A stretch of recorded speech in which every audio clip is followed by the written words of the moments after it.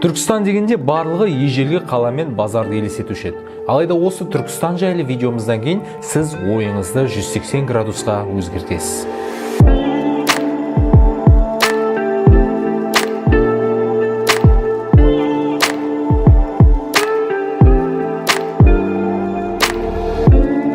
Мен Түркістанда 2 жыл бұрын болдым, яғни облыс орталығы енді атанған кезінде. Бірақ сол 2 жыл бұрын бұл қаланың көрінісі мені мәз қылмаған болатын. Ал енді бүгін мен Түркістанды тіптен танымай қалдым десем болады. Мен Түркістанды 1-2 жылда осыншама әдемі болып кетеді деп ойлаған жоқпын.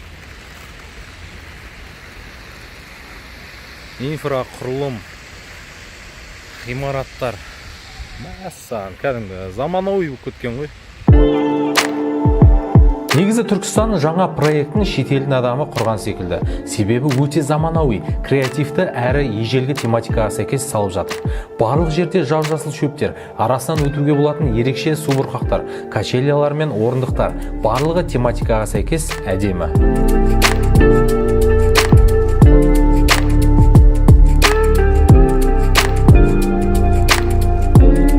Біз тұрған жер ол жай үлкен парктың кіреберісі, бастамасы десек болады. Қазір алда бұдан да әдемі жерлерді көрсеміз. Бірақ алдымен осы жерді бітіріп алайық. Бұл жердегі тағы да ең ұнағаны ол қалқадан тудың суретін жасағаны. Достар, мына артымызда тұрған көк байрағымыз объективке сыймай жатыр, сондықтан дронмен түсіретін боламыз қазір.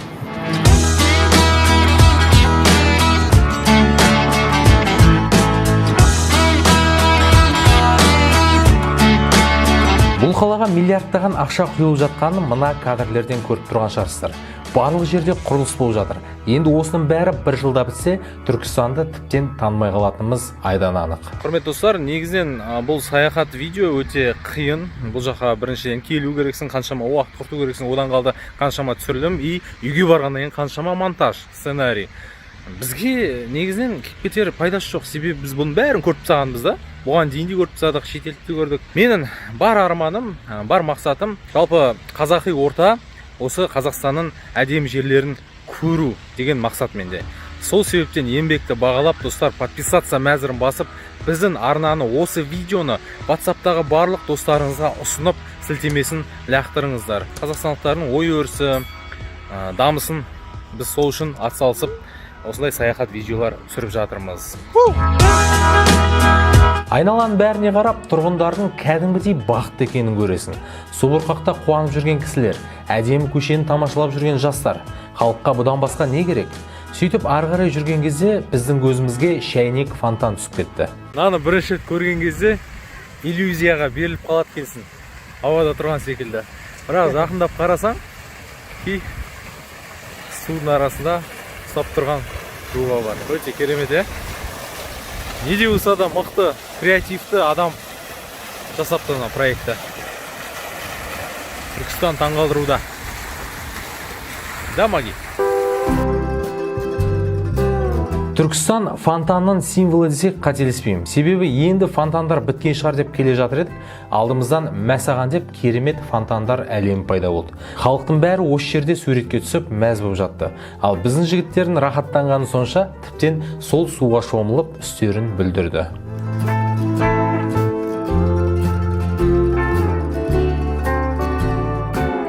Бір сөзбен Түркістан өмір сүруге өте қолайлы қалалардың біріне айналуда. Ол әрине қуантатын жайт. Осы орайда бізде сұрақ туындады. Неге 30 жылдан бері мән берілмеген біздің тарихи қаламызға енді ғана мән бере бастады? Бәлкім біреу өз-өзін жарайды, қысқасы, ештен кеш жақсы. Осыдан 2 жыл бұрын Самарқандқа барғанымда ол жақты мақтаған едім. Ал енді мен 100% айталам. Қазіргі Түркістанның қасында Самарқанд отдыхает. Негізі Өзбекстанның тұңғыш президенті Ислам Каримов қайтыс болам дегенше Самарқандта онша болмаған деседі. Каримов бәлкім өлетін сезген соң ба, ол қаланың жөндеу құрылысы басталып, Самарқанд жанданды. Ал содан кейін Ислам Каримов қайтыс болғаннан соң Бибі ханым кесенесіне қарама-қарсы Ислам Каримов мазарын салып, тұңғыш президент сонда жерленді. Қазір Самарқандқа барған кез келген турист міндетті түрде Ислам әкенің мазарына да соғып кетеді. Жарайды, жота тақырыптан ауытқып кеттім. Сөйтіп кіреберіс парк пен фонтанды тамашалап болғаннан соң біздің көзіміз ұзын Арбатқа түсіп кетті. Көріңіздер, талдың өзін креативно егіп отырғызған. Бұрынғы колхозбай Түркістанның дәуірі кетті. осыдан 2 жыл бұрын келген кезде жылайтын едім, мына жерде әдемі болады ғой деп. Жаңа Арбатта ежелгі нақышта салынған. Ұзындығы өзіміздің пайымдауымызша 2-3 шақырымдай. Әйтеуір келе жаттық, бітер емес. Бұл Арбаттың бойында әртүрлі ерекше ғимараттар орналасқан. Кішкентай Венеция тәрізді көпір мен арықтар орналасқан. Әппақ кереметтей жақтаулар, ежелгі нақыштағы Түркістан қаласының әкімдігі орналасқан. Маған осы Арбаттағы ең ұнағаны өсіп тұрған талдардың өзін нақышқа сәйкес сәндегені. Расымен де бұл қаланың жаңа проектін ойлау қабілеті заманауи адам жасағаны көрініп тұр. Мен Түркістанда 2 жыл бұрын болдым. Сол кезде енді облыс орталығы атанып, барлығы құрылыс жүріп жатқан түгілі, барлық жер, мына жерлер болған жоқ. 2 жылда адам сенгісіз өзгеріс. Көрдіңіздер, дронмен түсірдік, барлығын көрсеттік. Әлде де мына менің артымда қарғын құрылыс болып жатыр, стройка болып жатыр. Енді 1 жылдан кейін Түркістан действительно адам сенгісіз болады, достар. Міне қалай дамып жатыр.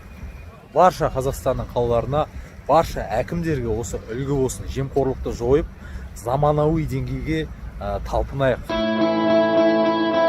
Негізінен достар, келесі жылдың жазында осы жаққа келсек, құрылыстың барлығы бітіп, қала одан бетер әдемі болайын деп тұр. Өздеріңіз осы видеодан көріп тұрғандай, айналаның барлығында мыңдаған құрылысшылар соған әрекет етуде. Кезінде Қожа Ахмет Яссауи бабаларымыздың кезінен Түркістан 2-ші рет жаңа тыныс алуда. Әйгілі хандарымыз, соның ішінде Абылай хан, Тәуке хан, Әбілқайыр хан, тағы басқа әйгілі тұлғаларымыздың барлығы осы Қожа Ахмет Яссауи кесенесінде жерленген. Ал енді міне, жарайды, қысқасы Түркістан дамытқаны өте дұрыс болды. Мен кәдімгідей қуанып отырмын. Тіптен Астана қылса да қарсылығым жоқ. Неге? Себебі тарихи жерінен бөлек бұл жақтың климаты да маған ұнайды. Тым жел жоқ. Өйткені Қаратау жоталары солтүстіктің ызғарынан Түркістанды қорғап тұр. Қыста өте жылы. Барлық жерде қыстада шөп өсіп тұрады. Суы да тап-таза, себебі тікелей таудан ағады. Ал егер табиғат керек болса, 30 минутта біз сияқты Қаратау тауларына бара қоясыз. Және де қазір сіздерге сол табиғатты көрсетеміз.